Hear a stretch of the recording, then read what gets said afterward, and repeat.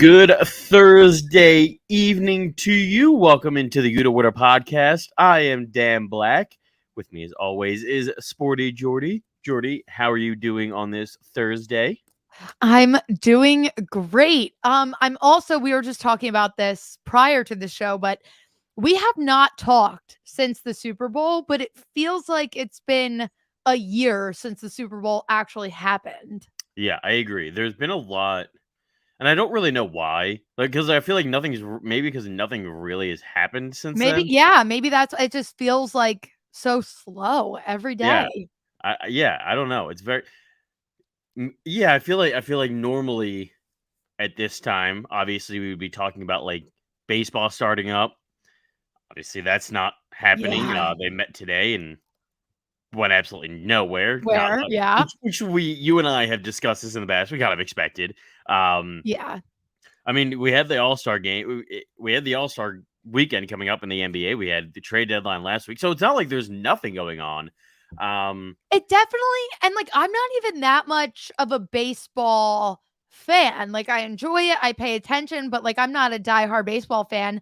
And I keep noticing like you feel like something's missing with Yeah, baseball season not starting on time. yeah, no, because like normally, like I'm sure you do this, I do this. I track like the time of the year solely based on like the sports schedule, Yes. and so like this is the time when pitchers and catchers are supposed to start. It's supposed to start to feel like spring, summer. I mean, there's Yes. still, it was beautiful today for us. It was 66 degrees and sunny. It was And insanely then it's supposed perfect. to be like 30 this weekend, so that's wonderful. But yeah, it has felt like a weird weekend to say the least.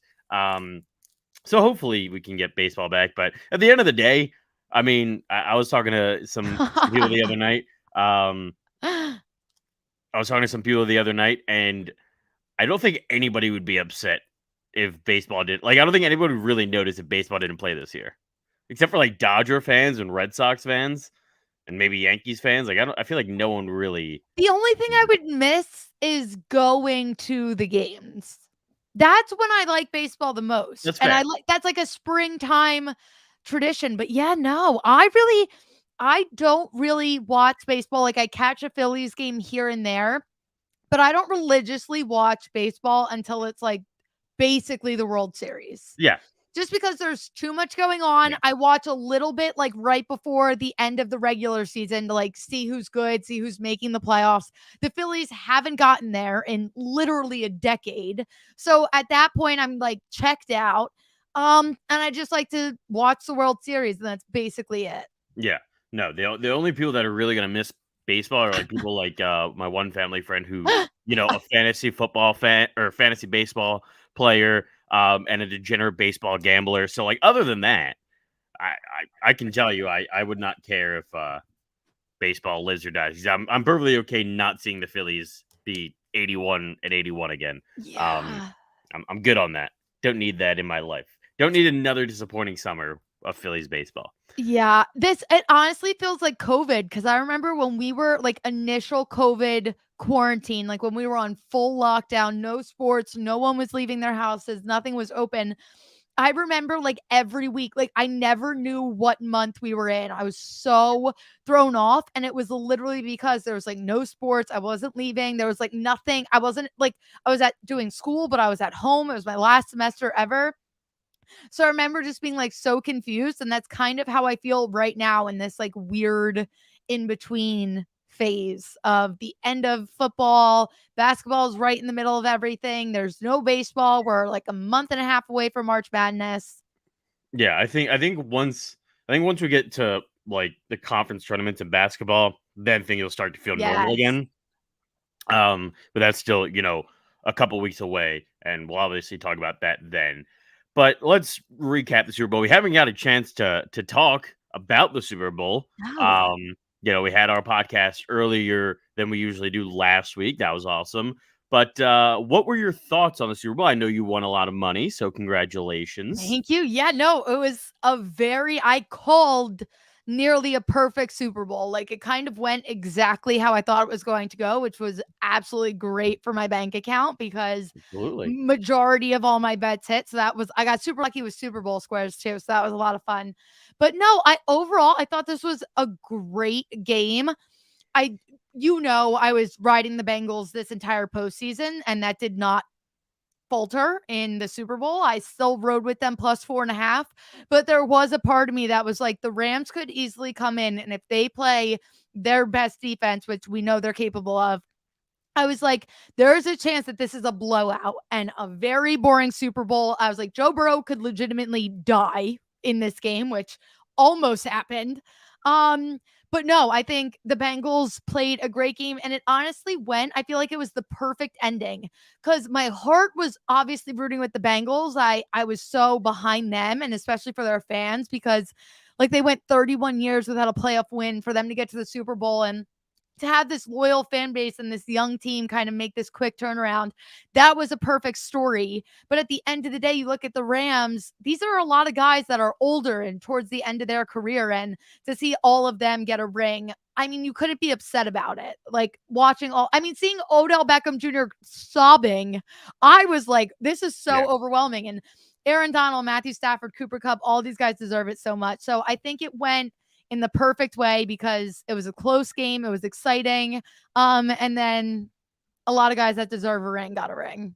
Yeah, no, I'm with you. I mean, the Bengals story was great, but like it felt very, not to be, going into the whole LA thing, but it did feel very Hollywood. Like It did. it was a very prove it Super Bowl for the Rams. Like Sean McVay had to finally prove that like the whole boy genius, next coming thing was actually true. He did that. Matt Stafford had to prove that he was better than what he showed for over a decade in Detroit, and that was what was holding him back from truly being, the great quarterback that we all thought he would be coming out of Georgia all those years ago. For Odell Beckham, it was, can he prove that he wasn't the distraction that people thought he was in New York and Cleveland and everything? Like there was a lot of things to Yes. prove, and they all proved it in that Super Bowl. And and like you said, it sort of played out exactly like I think we expected it to. It was going to be about, can this Rams defense, talking about proving it, can they prove that they are as legit as we really think they are? And I think, sacking Joe Burrow 7 times. At the end of the day, Joe Burrow didn't play well. The Cincinnati Bengals offense didn't play well. No. If you take out the blown call of the T. Higgins, you know, very blatantly obvious face mask on that, what was it, 75, 85-yard touchdown, Yeah. they have no real offense that entire game. So the Rams defense did an exceptional job, and of course, obviously, topped off at the very end by none other than Aaron Donald. And right after he didn't get the MVP, Cooper Kupp had a great game. Yeah. He literally won them the game in the last drive. It Literally. was all Cooper Kupp, so well deserved.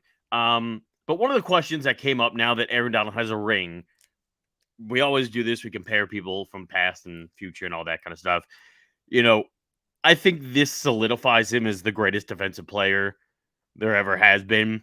I know a lot of people will say differently, but I just look at him. He's not the typical size of a defensive tackle. He's very undersized in terms of his height, but he uses that to his advantage. I mean, the entire game he was getting triple teamed and still got through. Um, he has he has the resume to back it up. I mean, what do you think? I think people would find it hard for us being younger and not seeing LT and Reggie White, but um, I don't know.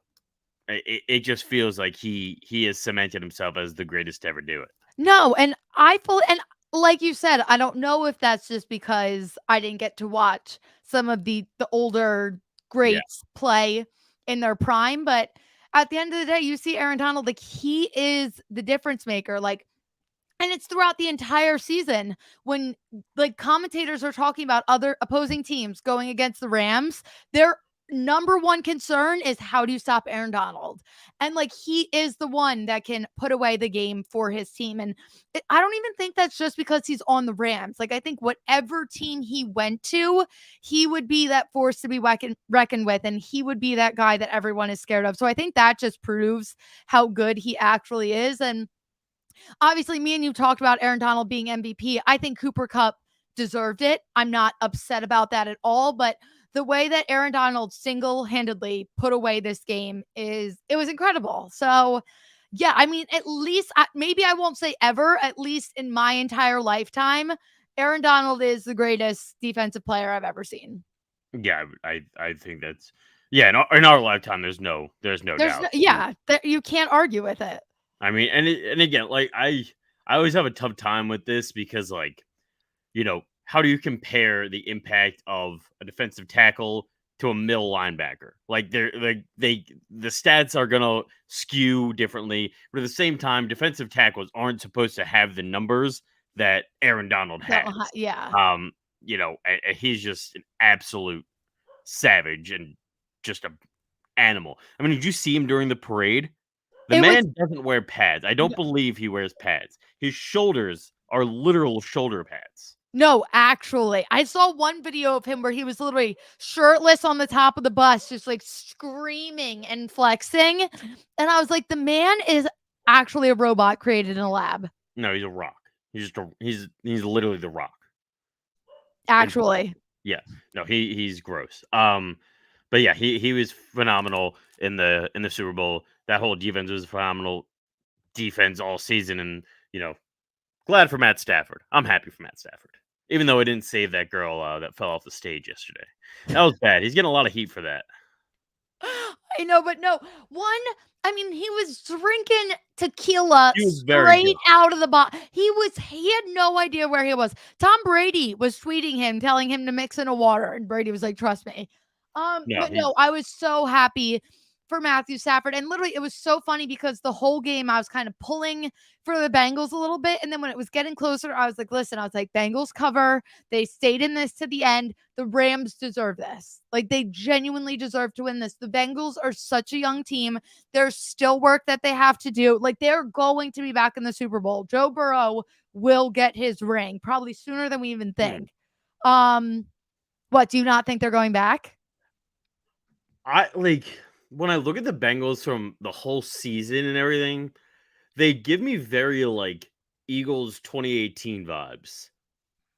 So you think that was it? You think it was like a magical run? I don't think that was it, but I think a lot of things went their way. Like, you don't win games when you get sacked. You don't win playoff games when you get sacked 9 times. Like, a lot of things. Joe Burrow is a menace. No, but literally the Chiefs had to play their worst half of football ever. Like, in the entire Patrick Mahomes era, he played the worst half of football ever. The Raiders game, they got some lucky bounces. And I am never one to hate on luck or anything, because it's 100% part of how you win any championship or have any sort of run. When the Patriots won for 20 years, it didn't hurt that the entire division sucked. Yeah. In this situation, they had a 4th place schedule similar to what the Eagles had. They had a lot of no matter what happened, they found ways, injuries or not, to piece things together. They made made a couple mid-season moves that were major players, throughout the postseason. Same thing as the Eagles. And in the playoffs, they just got a lot of lucky bounces. And it feels that way. I mean, you look at the NFC North. The Ravens got completely annihilated by injuries. Same thing with the Browns. The Steelers had old Ben Roethlisberger and a bunch of injuries as well, and still made the playoffs. I just feel like they'll still be good, but now it's different. Now it's not going to be Joe Burrow and all of this magical season. Now the expectations are different, and instead of it being sort of a miracle season, it's all right. Now the expectations are division championships and playoffs. I do understand that argument. The difference, I think, between the Bengals and the Eagles, though, the Eagles was pure luck. Our Super Bowl, I thank the Lord. I swear we sold our soul for We that did. Super Bowl because Very ever well. since we have been cursed. But no, every single thing fell into line exactly the way it was supposed to that year for us. But at the same time, our entire team was either injured, like practice squad guys, or they were guys like at the very end of their prime. Like we had a very old team for the Yeah. most part. Like our team was older. I think the difference with the Bengals is this is a lot of young talent and a lot of young stars. And I don't think in the next year or two they'll be back in the Super Bowl. I'd give them the next 4 years. They'll be back. That's fair. All they really have to do, get rid of Eli Apple for the love of God, get a couple more defensive studs, and then build up that O-line. And I think once they do that, they're a consistent playoff team and 100% Super Bowl contenders. So I like agree and disagree. Yeah. Because I'm this not. year was 100% luck for them, but I do think they'll be back. No. I certainly think that I'm not trying to compare them down the middle, but there's a lot of similarities Oh, that when you look definitely. at it as a whole, like they got a lot of lucky breaks. And 100%. and I look and the reason I'm not as confident that they'll just automatically be back because the Steelers are one of the best run franchise, if not the best run franchise in Literally. football for the last however many years. They didn't have a losing season for the last Mike Tomlin's never had a losing record. and the reality is they always find ways to draft well. They just need a new quarterback. Yeah. And once they get that, like that's part of, and like the Ravens are a well-run franchise. The Browns seem to have figured it out. So like that's why I'm not as like gung ho of thinking, oh, they'll automatically be back just because that division is so well organized from top to bottom for the most part. I think if the Ravens are healthy, they are scary. Yeah, no, they're a scary. great team. They just had no luck with injuries. None. So that's my only hesitation on being like Joe Burrow's the next Tom Brady, and this is the next 20 years of the NFC North. Like That's valid. Cincinnati's historically bad for a reason. Yeah. So anyway, speaking of looking forward to next season, a lot of teams with a lot of new coaches finally got the final piece in Minnesota with the Rams offensive coordinator heading there as their next head coach. Yeah. So looking at all these different, vacancies filled and everything, looking forward to next season, which organization, which coach do you think will have the most success in their first year with the new team and even, have a shot at making the playoffs? I'm going to say the Dolphins with Mike McDaniel. I think where they were at, as long as he kind of keeps the trajectory of where they were going, if he comes in and makes a trade and gets rid of Tua and starts blowing everything up, then I retract this statement. It means nothing. But if he kind of comes in and says, I'm going to go off of what Brian Flores was already starting to do, if Tua can stay healthy, the Dolphins are a very good football team. And you saw a team like the Steelers sneak their way into the postseason this year. I think the Dolphins could easily get it done. We saw what they were able to do with Tua towards the end of the season. And never. We saw what Tua was able to do I'm a big Tua believer too. So that's what I was when the Dolphins fired Brian Flores before all the stories came out, I was like so devastated because I was like, I don't want whoever comes in here to get rid of Tua. But from everything I'm seeing with McDaniel, he believes in Tua. He came out today and was like, I would start Jalen Waddle in all of your fantasy leagues. Like he just seems to have this confidence and this good energy about this team that was already so close. So I think if he can keep that up, if he can do what they were doing in San Francisco, I think it could work out really well for them. I like that, but at the same time, I'm not confident in Tua. I think we no, that. I love him. I know you do. I hate him. I don't. Hate's a strong word. I don't hate him. I don't think he's very good. I just genuinely don't think he's a very good professional quarterback. Okay. But I really We're like all entitled to our opinions. That's fair.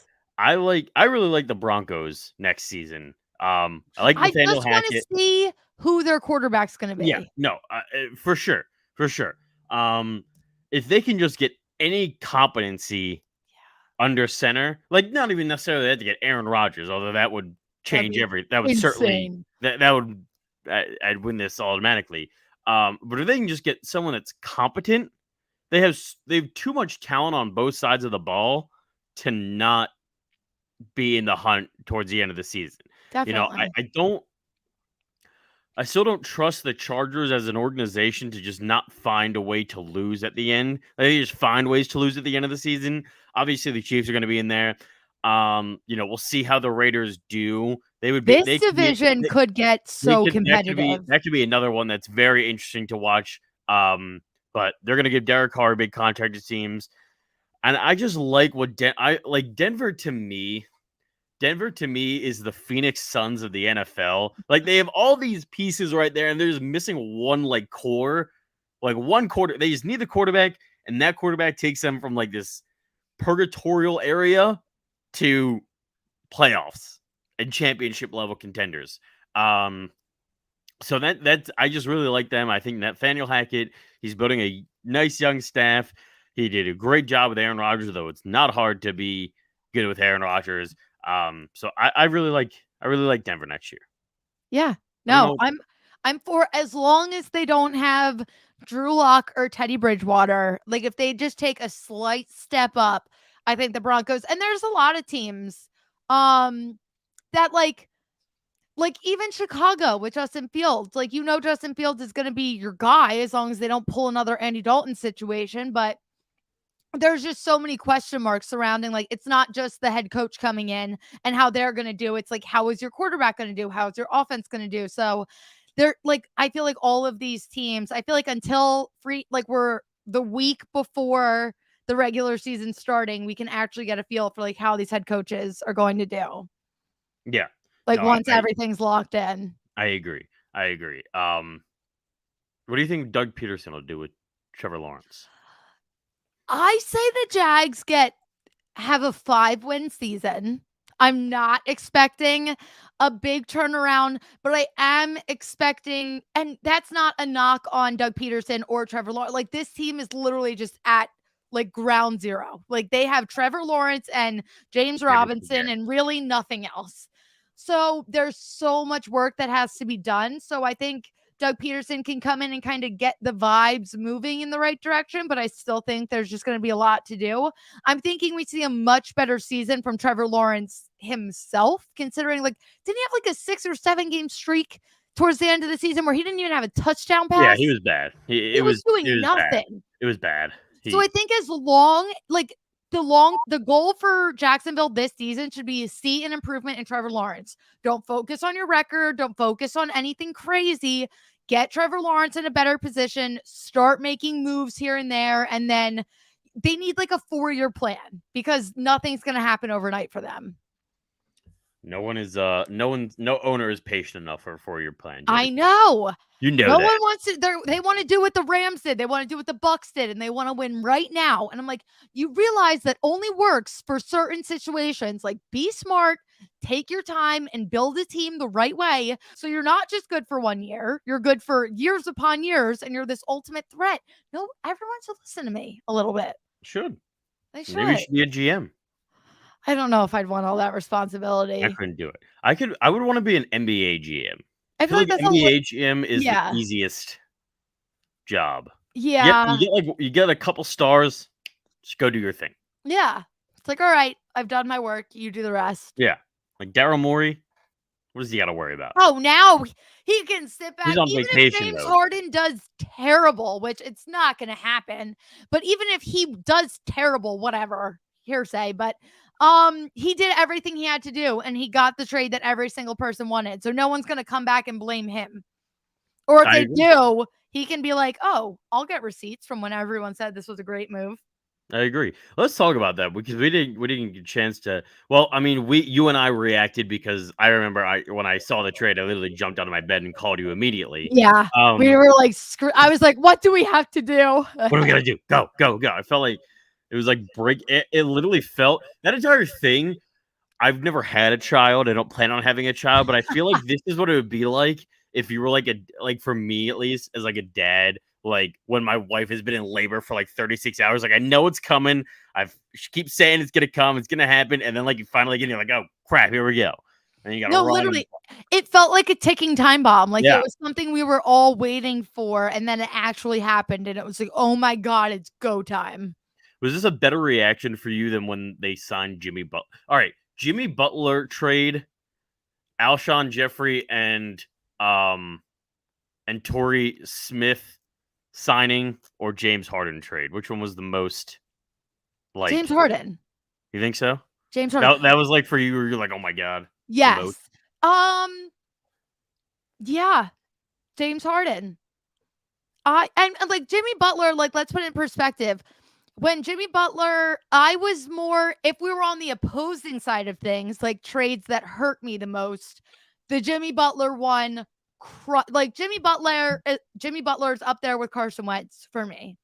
I loved Jimmy Butler, and I knew Ben Simmons was the snake, and I wanted him gone then, and I wanted to keep Jimmy, and there was all this bad blood, and I was so hard. I still have a Jimmy Butler jersey that I can never wear because he hates Philadelphia because of Ben Simmons. But it's just in my closet because I cherished him. So that one hurt me, but when we initially signed him, like I was happy, but it wasn't like the best day of my life. Like I grew to love him more as he was in Philadelphia, kind of thing. If that That's makes fair. sense. That's fair. Yeah, no, I can see what you mean. It like the James Harden one was similar to me. Like when I heard that like the Phillies signed Cliff Lee in like Yeah, I 2010. would say I would put James Harden up there with Bryce Harper. Like that was Bryce Harper was like a wow moment for me. Yeah, no, yeah, okay, that's fair. That's fair. Um, yeah, all of those are very like similar. The difference is like Bryce Harper was just the beginning of it. Like it Yeah. was like, all right, now we have a piece that they can build around. Like the Cliff Lee and the Jimmy Butler and the James Harden ones were all like, all right, we already have the team basically together. This is the final piece. Yes. And like in the prior two, it didn't And turn I into think anything. and I think James Harden means so much more because we get rid of the toxic Yeah. energy Oh, coming from Ben Simmons. So it's like that literally extra push. Literally, I've never seen someone more hated. I've never seen a star more hated in this city than Ben Simmons. Like Yeah. every star, like there's people that don't like him, people that do like him. It was a combined, except for one person I've heard of that actually still really likes him. I don't know how. Yeah. Not going to name names, but I know of one person that still like is a like bow down to the idea of Ben Simmons, and I just Yeah. don't get it. Yeah. I don't get What it. did you watch his press conference from Brooklyn? What did you Yeah, think of that? it sucks. Yeah, It's I was like, you cannot claim mental health when it is only relevant for you. I was like, this is ridiculous. Yeah. No, I knew like this entire time, his entire career, I knew that something was up with him mentally. I always felt like he was just, someone that like was afraid of failure. Like Yes, that was that's his anxiety. exactly what Like it is. he just had a fear of failure, which is like it's fine, Because he's whatever. gotten every single thing handed to him. He's never had to Right, work for anything. So now he's so scared to be not the best. right. Or just like not seeing the numbers that he wants to see. Yeah. Um, So yeah, and I don't see that changing in like there's no way going from a major city with a giant media presence in championship contention and then going to another team in an even larger media city with even more media attention and championship expectations going to help that. Yeah, no, I think it's going to be a hot mess. And like everyone keeps referring to Brooklyn as the super team, but Harden, KD, and Kyrie played what, 16 games together Yeah. total? KD's still injured. Like Ben Simmons is not going to go in there and be a difference maker immediately because I still don't think he's going to be able to shoot. I think he's going to be No. great on defense, but he's not going to be able to come in and be a difference maker on offense for them yet. He's gonna be the same exact he's not gonna be Yeah. he's gonna be the same exact person that he's Yep. been. Like he's gonna have and what I can't wait for? I can't wait for the first Ben Simmons like 30, 12, and 9 game where he shoots like 12 of fit where he goes like 12 of 15 from the field and every Nets fan is like, oh my god, we are going to win a championship and be like, I've seen this story. I've seen it Yep. before. Watch it happen Yeah, time we've and time seen again. this film before and we Yeah. don't like the ending. Yeah, I can promise you the ending's not gonna be pretty. You're gonna be very disappointed when he does that once a month. Oh, And when then he doesn't go for a layup in the postseason with yeah, your entire season on the line. Yeah, then you're yeah, gonna feel really good about this entire yeah, situation. yeah. It's not gonna. It's not going to end well, I don't believe. But No, we'll and the see. Sixers, I just the vibes are so, and like obviously Vibes are immaculate right the now. vibes are the Celtics game. We're gonna pretend like it never happened. I shut it off. I turned on Dexter and said instead, I was like, "This is a murder. I'd rather watch a real serial killer because that game was god awful." But I genuinely think getting James Harden out there, it's just going to make, like, imagine if Joel Embiid's out here shooting 30 to 40 points a night. James Harden's putting up 25, 30. And then you got Matisse on defense. Like, this team is unstoppable. Yeah. I mean, I can't think of where. The only thing I can think of is like in the playoffs, they may need one more like big body, just Yeah. like for the sake of having a big body to give Embiid, 10 minutes of rest a game. But other than that, I just don't see where they are really missing anything. Obviously you can always you'd love to have more shooters, but like they're gonna play 8 anyway in the playoffs. Like it doesn't really matter. It's not a big deal. So yeah, I'm very happy with how this whole thing went down. They keep the young guys, get rid of Seth Curry, who's gonna want a lot of money soon. Yep. Get rid of a backup center. Get rid of useless first round picks. I loved everything about the trade. Yeah. Obviously, on paper, would I have rather given up Tobias over Seth? 1,000,000% yes, but nobody is taking on Tobias's contract, and I knew that. No. So Yeah. out of all the other pieces, I would have rather long term. It is so much smarter to keep Maxey and Matisse and let Seth go. Like it just makes so much more sense. And the positive is like, listen, now the pressure's off of Tobias Harris. That's when he can shine. Exactly. And if he plays well and they make a good playoff run and hopefully, get to the finals and everything, then his stock will go back up and trade him in the offseason. Yeah. And, and I also read something. I don't know if I had to find it on Twitter. I read it on Twitter that apparently, and there's no way this is true, but I'd like to believe it, that apparently James Harden is willing to take less money to be able to like get another star. I don't believe it for a second because James Harden and none of these players have ever at any point decided to take less money. Yeah. It would be sick though. That'd be nuts. I wonder if this is like, I don't even want to say this out loud because I'm going to get my hopes up, but I want, if that were, say that is true and James Harden does that, I wonder if Tobias would like step up and be like, oh my God, James Harden's taking less money. Let me restructure my contract so we can get somebody else in here. Like, can you imagine? Yeah, we're living in a pipe dream. This is actually a pipe dream, but it would be, maybe if we like speak it into existence and manifest it. I'm on board. I'm on board. I mean, I would love it. It would literally get us. It would literally get us. I'm predicting Bucks Sixers Eastern Conference Finals.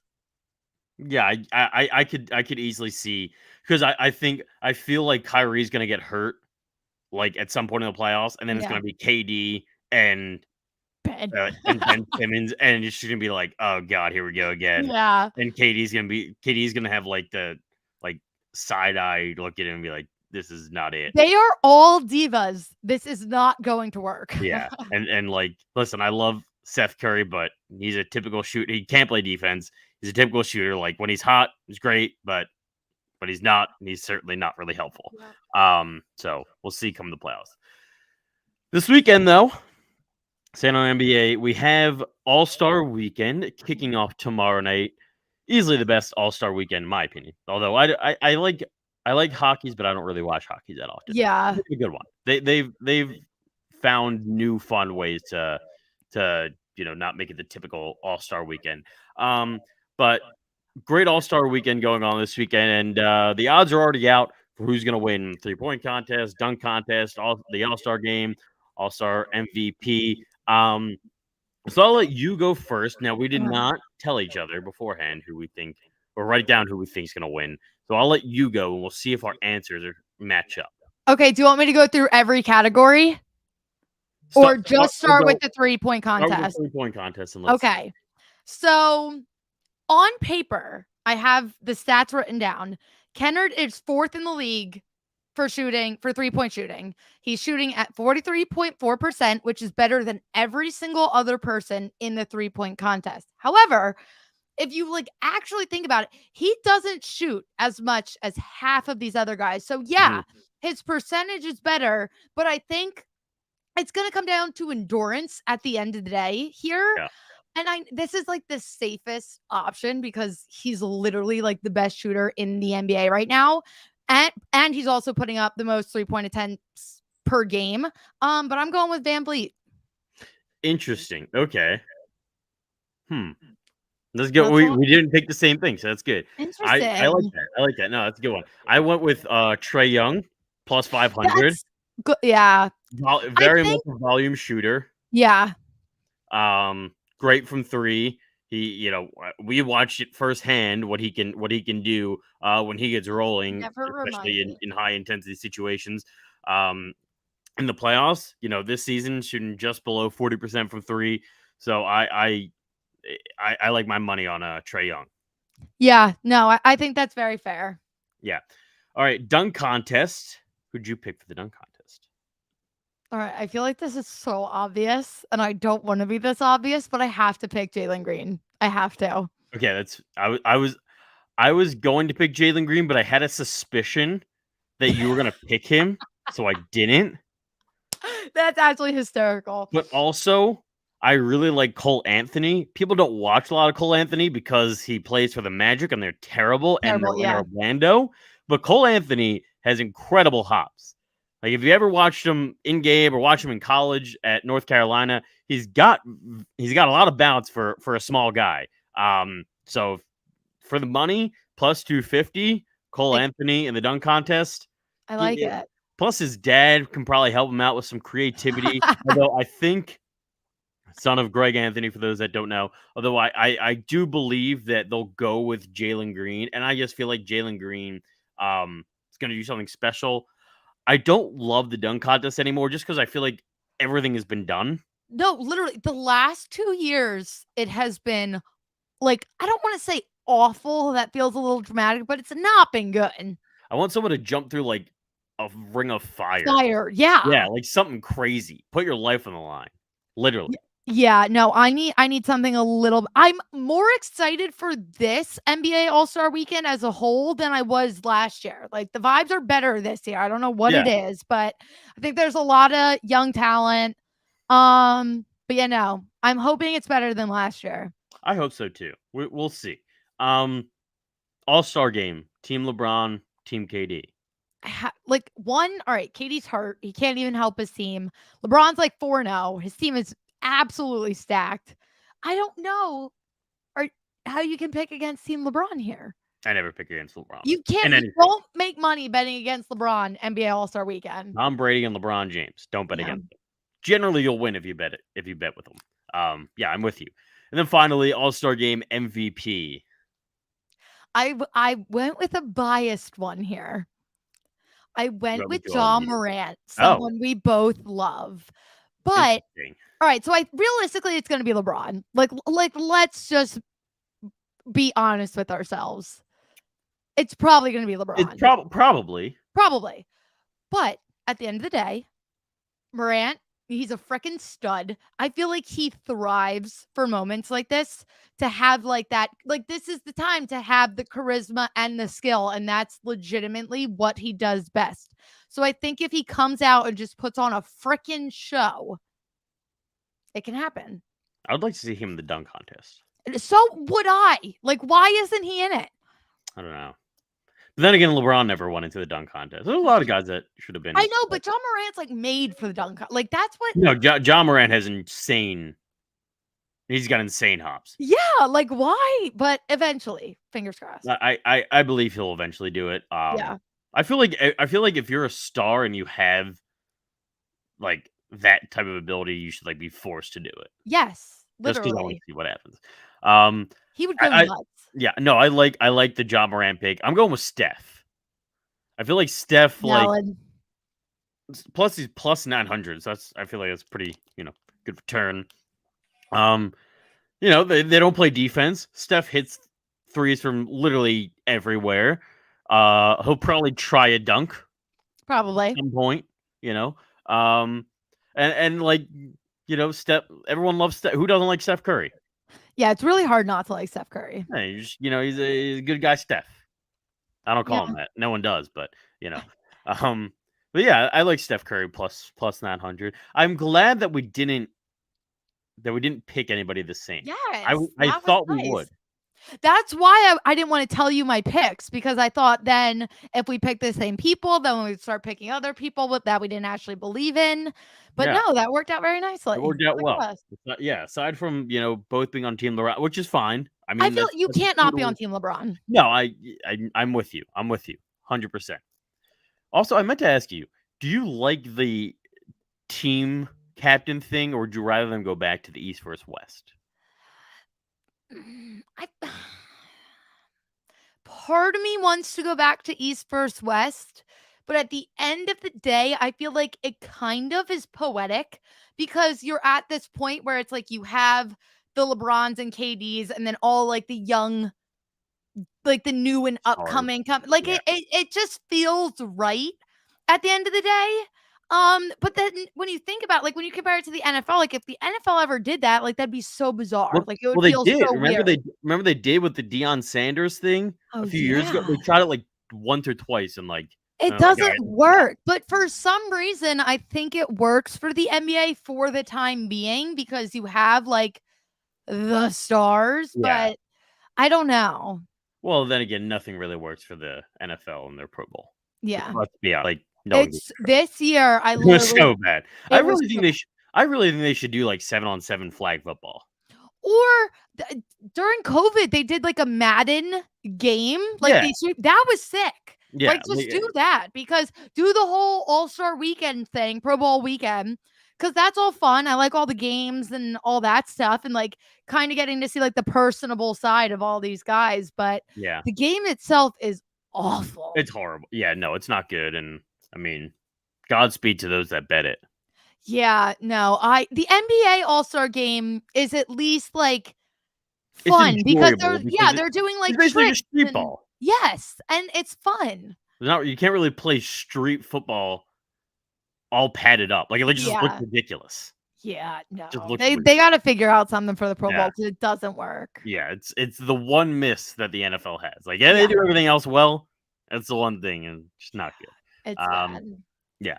All right, NBA action tonight before we wrap things up. Let's go to our Thursday night bets. Jordy, you can kick us off. So I am going with the Mavs -3 tonight. They've been really strong on the road these last couple of weeks. They're like 7-5 against the spread on the road. They have a very strong defense right now. Pelicans offense has been struggling. So I just think this is so unevenly matched that the Mavs are going to have the upper hand. I think they're going to win by a lot more than 3, but I'm taking the points. I'm going rogue here. Taking the Sixers plus 6.5. I like it. Every stat that you look at would say this is stupid because they've been they're like they're 2-3 against the spread in the last 5. Yeah.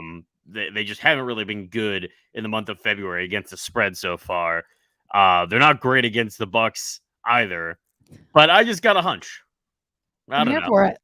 I got a hunch. I like it. feel like they got absolutely embarrassed against Boston. Joel Embiid hates being embarrassed, Yeah. and like I feel like going into the All-Star break, they're gonna want to, especially with James Harden coming back after the All-Star break to join them. They're gonna want that positivity to hold on to going into that. Just a hunch, ride it. You don't have to tail it, don't tail it, whatever. But Dan, you pulled a me in taking the I did. Sixers. Yeah, I did.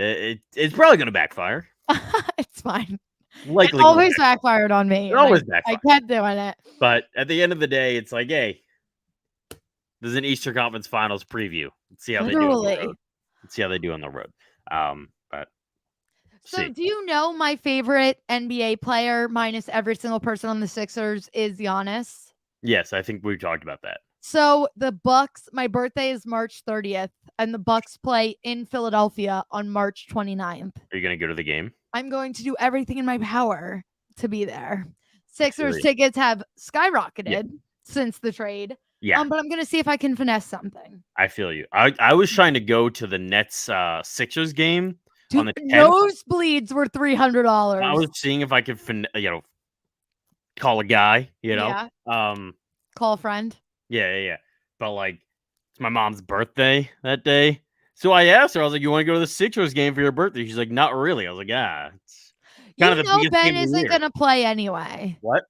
Ben is not gonna play in that game. No, I think. See, this is I'm in between He'll on have that shoulder because tightness. like the reality of me thinks that yes, he's too much, he's too soft, and like he just will not do it. He can't handle it. But on the other hand, like if he doesn't play, and like nothing happened to him like prior, like he didn't like blow out like his knee like the week before or something. Yeah. If he doesn't play, he will get murdered on social media. Like Yup. he will get absolutely crushed to the point where he will not be able to play Yeah. ever again. Think Because about the that will prove tangent. everything. Yeah. Think about the tangent that Shaq and Charles Barkley would go on if Ben Simmons does not It would play. be He will never live it down. it would be brutal if he did not play on March 10th. He would never be able to live it down. He I has to play. still don't think he's going to do it. He does not have it in him. He'd rather deal with the backlash of not playing I don't know than about that. play and have to deal with Philly fans. I fully believe it. I think it's ridiculous, but knowing him, knowing what I've seen from him, he won't play. I don't know. We'll see. I flip flop back. If I was his coach, I'd be like, this is the time you have to grow up. You're not pulling the same shit here that you did in Philadelphia. Like, you are playing in this game. I don't care. Yeah. And But like also, someone needs to hunker down on him. No, I'd rather him not play because then I know it will absolutely crush his soul and he won't play ever again. I think he'll just retire. I mean, I'm fine with it. That'd be cool. Yeah. All right, good job, Jordy. Good job. Wait, what? What? What just happened? Good job tonight. Make sure to follow us on all our socials at UDA_winner. Enjoy All-Star Weekend. Enjoy the Daytona 500 for those that are NASCAR fans. That's on Sunday, and we will talk to you next week. Yes. Bye.